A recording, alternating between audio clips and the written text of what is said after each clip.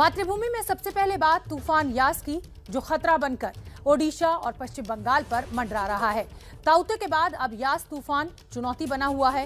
तूफान 26 मई यानी परसों ओडिशा और बंगाल से टकराएगा। इसकी वजह से कल शाम से ही बारिश शुरू हो जाएगी। इस तूफान को रोकने की क्या है चुनौती और क्या है तैयारियां, इस पर देखिए एबीपी न्यूज की ground report.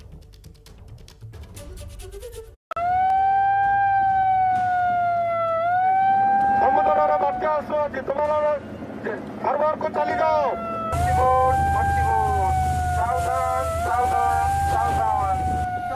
Motor vessel, this is Indian Coast guard.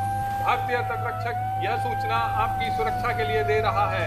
इस जगह पर चक्रवात आने की सूचना जारी की गई है। बंगाल के तटीय इलाकों में यास तूफान से निपटने की तैयारी जोरों से चल रही है। इस तूफान की वजह से बंगाल, ओडिशा के अलावा बिहार, झारखंड और सिक्किम में भी बारिश होगी।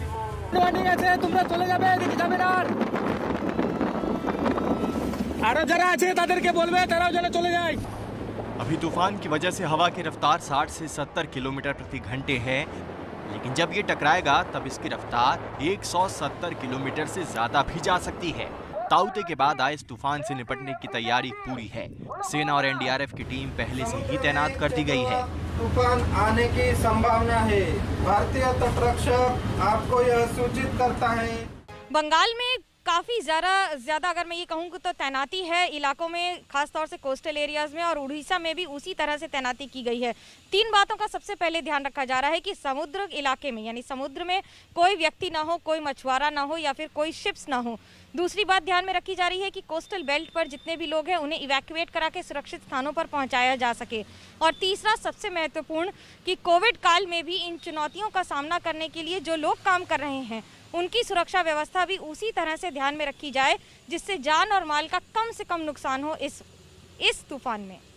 मैडम, हमने जब ये साइक्लोन बन रहा था तभी से वेंसडे ऑनवर्ड्स हम लोगों ने फिशरमैन को और जितने भी मर्चेंट मरीन्स सी में हैं उनको कॉशन करना और वार्न करना शुरू कर दिया था। बिकॉज जो हमारा मेन मुद्दा है, मेन एम है, वो ये है कि सी में लाइफ का लॉस ना हो और प्रॉपर्टी का लॉस भी ना हो। उसके बाद से हमने लगातार अपने एयरक्राफ्ट की सॉर्टीज़ कराई हैं Orissa as well as West Bengal coast में। हमने अपने शिप्स जो हैं, आज भी हमारे शिप्स डिप्लॉयड हैं, कंटिन्यूसली हम डिप्लॉय कर रहे हैं। और हमने जितने भी वहाँ पर फिशरमैन हैं, मछुआरे प्रेजेंट हैं और मर्चेंट शिपिंग है, उन लोगों को सभी को वार्न किया है आने वाले साइक्लोन के बारे में। पश्चिम बंगाल में तूफान से पहले बंगाल सरकार के अधिकारियों ने एरियल सर्वे कर हालात का जायजा लेने की कोशिश की है। इस सर्वे के दौरान डीएम और पुलिस अधिकारी मौजूद थे। ऐसी आशंका है कि कल सुबह से कोलकाता और आसपास के इलाकों में बारिश शुरू हो जाएगी और परसों बुधवार को ये और तीव्र रूप लेगी। बंगाल के जिन इलाकों में भारी बारिश की आशंका है वो है कोलकाता, झारग्राम, मिदनापुर, उत्तर 24 परगना, दक्षिण 24 परगना, हावड़ा और हुगली। देश के पश्चिमी तट पर अभी ताउते तूफान का तांडव खत्म भी नहीं हुआ था कि देश के पूर्वी तट पर यास तूफान ने नई चुनौतियां पेश कर दी हैं। इस तूफान के 26 मई यानी परसों टकराने की आशंका है। इस तूफान से निपटने के लिए केंद्र से लेकर राज्य सरकारें पूरी तैयारी कर रही हैं। आज गृह मंत्री अमित शाह ने भी यास तूफान से निपटने के लिए समीक्षा बैठक की।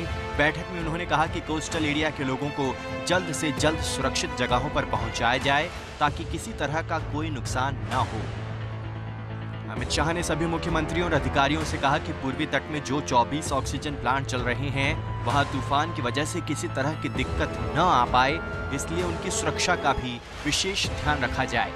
कल पीएम मोदी ने तूफान की तैयारियों की समीक्षा की थी और जरूरी निर्देश दे दिए थे।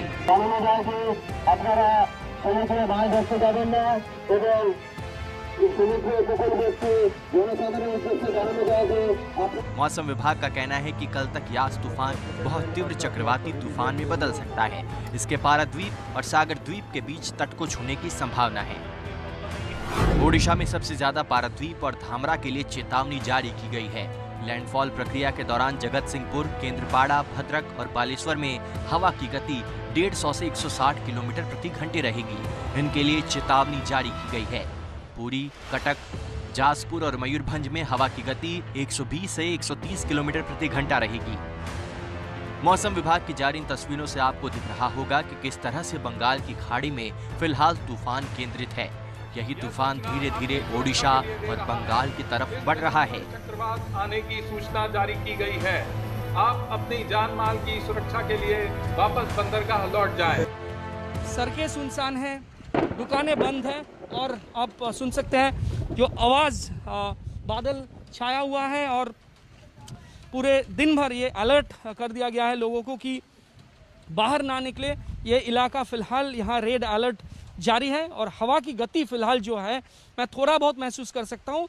थोड़ा बहुत अभी हवाएं चल रही है, लेकिन ये गति धीरे धीरे बढ़ता रहेगा और 26 तारीख को ये यहाँ एक्सट्रीम सीवियर साइक्लोन देखा जाएगा। देखिए, ये जो साइक्लोन है ये IMD के अनुसार ये वेरी सीवियर साइक्लोनिक स्टॉर्म की कैटेगरी में आता है। वेरी सीवियर साइक्लोनिक स्टॉर्म का मतलब हुआ विंड स्पीड से आकलन किया जाए तो 120 से लेकर 175 तक, गस्टिंग 185 तक जा सकता है। स्टेट के जो भी रिक्वेस्ट हैं उनको हम लोग अनुमोदित कर रहे हैं और टीम्स जैसे मांगी जा रही है वो दे रहे हैं और इसी तरह से NDRF टीम भी तैनात की जा रही है और जहां जरूरत हो रही है एयरलिफ्टिंग के जरिए भी उनको पहुंचाया जा रहा है।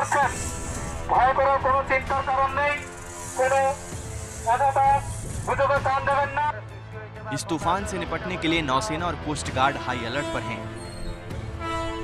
इसके लिए 16 जहाज और 3 एयरक्राफ्ट समंदर में तैनात हैं। इसके अलावा बंगाल और ओडिशा में नौसेना की 8 डाइविंग टीम भी तैयार है।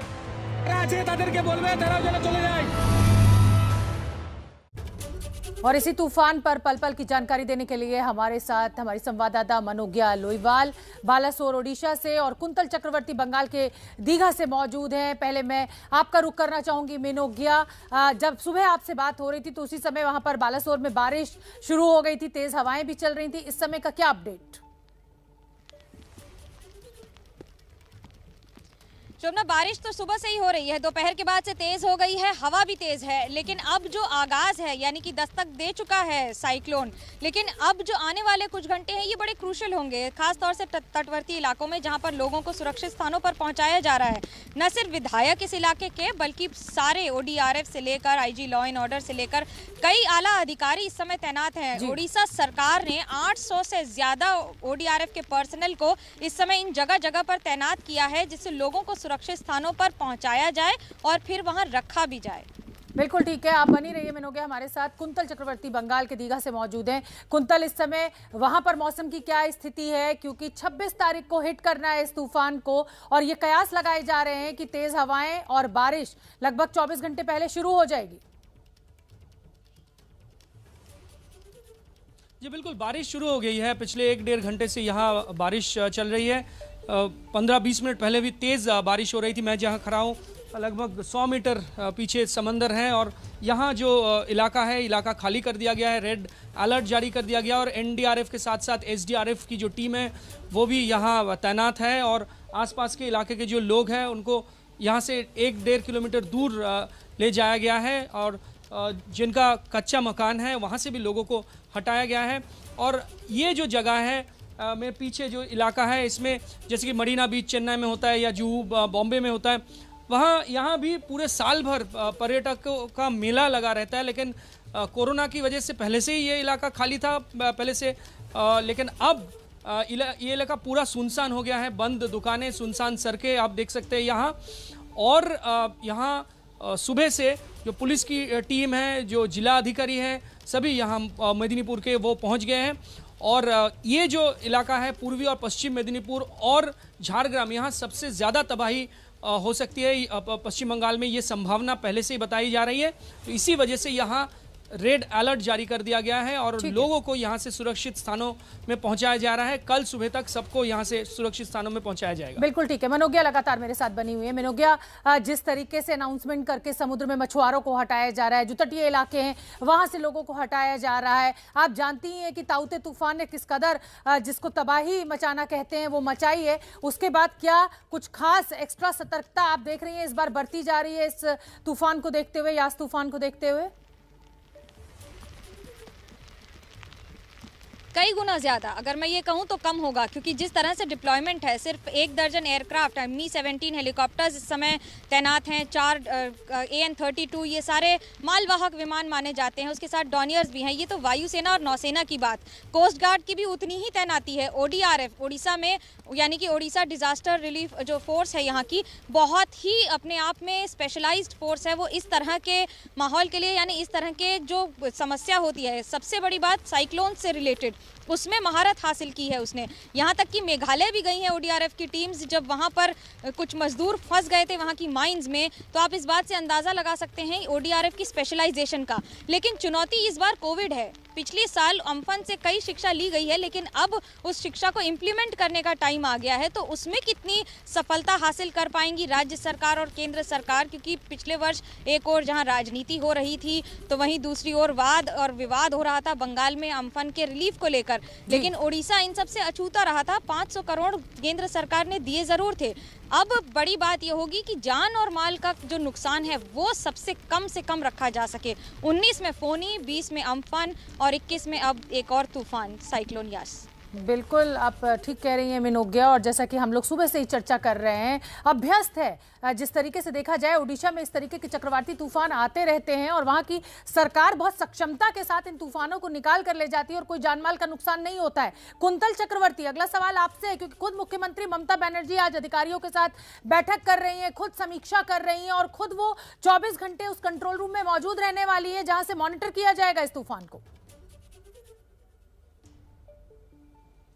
जी बिल्कुल, पिछली बार भी वो मॉनिटर किया था, लेकिन पिछली बार उम्पुन के समय जो देखा गया था कि सुंदरबन के सटा हुआ जो इलाका है वहाँ बहुत ज़्यादा नुकसान हुई थी और वहाँ के जो लोग हैं उनको अगले 1 साल तक वही नुकसान जो हुआ था उसको झेलना पड़ा था, क्योंकि अभी भी वो शायद वैसे स्थिति में नहीं है जो 1 साल पहले वो हुआ करते थे उम्पुन तूफान से पहले। तो इस बार उस तरह की परिस्थिति ना हो, इसी वजह से पहले से ही जिला जो प्रशासन है वो सतर्क है। और कोलकाता में भी, पिछले बार कोलकाता में भी काफ़ी तबाही देखने को मिली थी। इस बार भी ये कहा जा रहा है कि कोलकाता में कुंतल मिनोगिया, मैं आपको रोकना चाहूंगी। इस समय एम्स के डायरेक्टर रणदीप गुलेरिया की प्रेस कॉन्फ्रेंस चल रही है, सीधे वहां का रुख।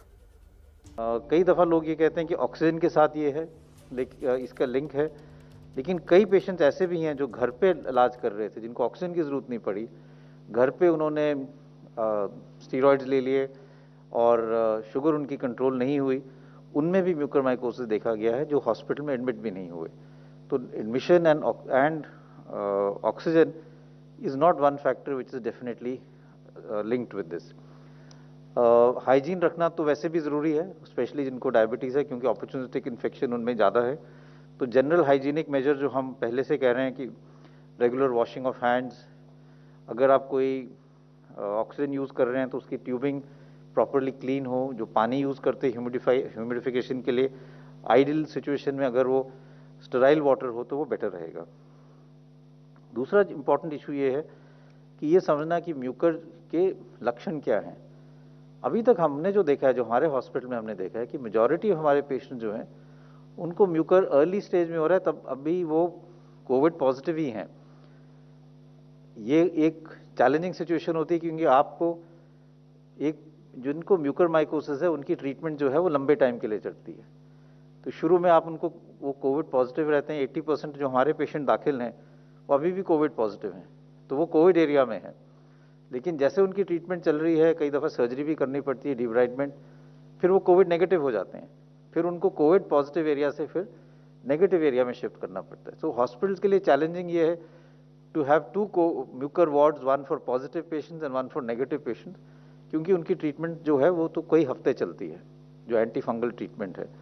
और सर्जरी भी जो है उसकी टाइमिंग जो है वो ज़रूरी है, क्योंकि ये भी सही है कि कोविड अगर आप पॉजिटिव हो और बहुत एग्रेसिव सर्जरी करो तो उससे मोर्टेलिटी ज़्यादा हो सकती है, क्योंकि अगर फेफड़े में कमज़ोरी है, ऑक्सीजन की रिक्वायरमेंट है और आप ऑक्सीजन पे हो और उसके ऊपर आपके नेज़ल पैसेजेस या सांस के ऊपर वाले एरिया में सर्जरी की जाए तो it can have worse outcome. तो इसलिए ये भी समझना ज़रूरी है। दूसरी चीज़ ये है कि कुछ इसके ऐसे लक्षण हैं जो वार्निंग साइंस कहते हैं, जैसे हेडेक है, नाक बंद हो जाना या नाक में क्रस्टिंग होना, नाक से कभी कभी खून आना, या एक साइड में स्वेलिंग हो जाना, आंख के नीचे या चेहरे पे स्वेलिंग हो जाना, या एक साइड पे दर्द ज़्यादा होना और जो है सेंसेशन चेहरे पे कम हो जाना, ये सब जो लक्षण है, अगर किसी को भी ऐसे लक्षण हो और जो हाई रिस्क ग्रुप में है, यानी कि जिनको डायबिटीज़ है, जिनकी शुगर कंट्रोल नहीं है और स्टेरॉइड्स ले रहे हैं, उनको अपने डॉक्टर के साथ संपर्क करके अपना चेकअप कराना चाहिए। सिंपल टेस्ट है, नाक का एग्जामिनेशन, नेजल एंडोस्कोपी भी कर सकते हैं, जिससे आप नाक के अंदर देख सकते हैं और वहाँ से स्वैब और बायोप्सी भी ले सकते हैं, जिससे डायग्नोसिस भी हो सकता है और जल्दी ट्रीटमेंट शुरू करने से इसका आउटकम भी बेटर रहता है। तो ये बहुत ज़रूरी है कि हम समझें कि fungal infections by name better रहेगा रादर देन बाय कलर, क्योंकि उससे थोड़ा कन्फ्यूजन रहता है।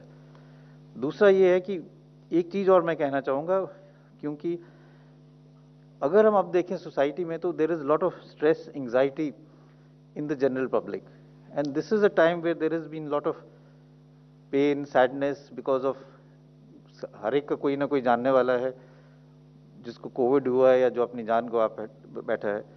इसलिए मैं यही कहूँगा कि we must all come together to really support everyone as society, as individuals, as people collectively. कई दफ़ा हम ये कहते हैं कि this is not a pandemic of children and younger age group, कि बच्चों में सीरियस केसेस नहीं हुए, बच्चों में इतना इन्फेक्शन नहीं हुआ, और ये बात सही है। बच्चों में माइल्डर इन्फेक्शन है, बच्चों में इतना सीरियस इन्फेक्शन या एडमिशन का डेटा नहीं है, चाहे हम फर्स्ट वेव की बात करें चाहे सेकेंड वेव की। लेकिन बच्चों में या यंग एडल्ट्स में कोलैटरल डैमेज बहुत हुआ है। They are the backbone of society, they are the future of the country. लेकिन अगर हम बात करें एजुकेशन की, तो gender gap in education, stress and mental issues in children and adults, smartphone dependence and addiction, interrupted opportunities, बच्चों में कुछ एजुकेशन की जो अपॉर्चुनिटीज़ थी, पढ़ाई आगे करना चाह रहे थे, सही सब चीज़ें जो है काफ़ी हद तक इंटरप्ट हुई है। तो एम्स के डायरेक्टर रणदीप गुलेरिया को आपने सुना। जिन लोगों को कोरोना हुआ है उनमें इस फंगल इन्फेक्शन के चांसेस बहुत ज्यादा है। हाइजीन बना के रखना बेहद जरूरी। बात हरियाणा की, जहां हिसार में किसानों और पुलिस के बीच 16 मई को हुई झड़प के विरोध में आज किसान एकत्रित हुए। इस दौरान भारतीय किसान यूनियन के राष्ट्रीय प्रवक्ता राकेश टिकैत भी मौजूद रहे। बैठक में कोरोना के नियमों की धज्जियां उड़ते हुए आप देख ही सकते हैं इन तस्वीरों में। वहां पर सोशल डिस्टेंसिंग का कोई ध्यान नहीं रखा गया और ये तस्वीरें बेहद चिंताजनक है।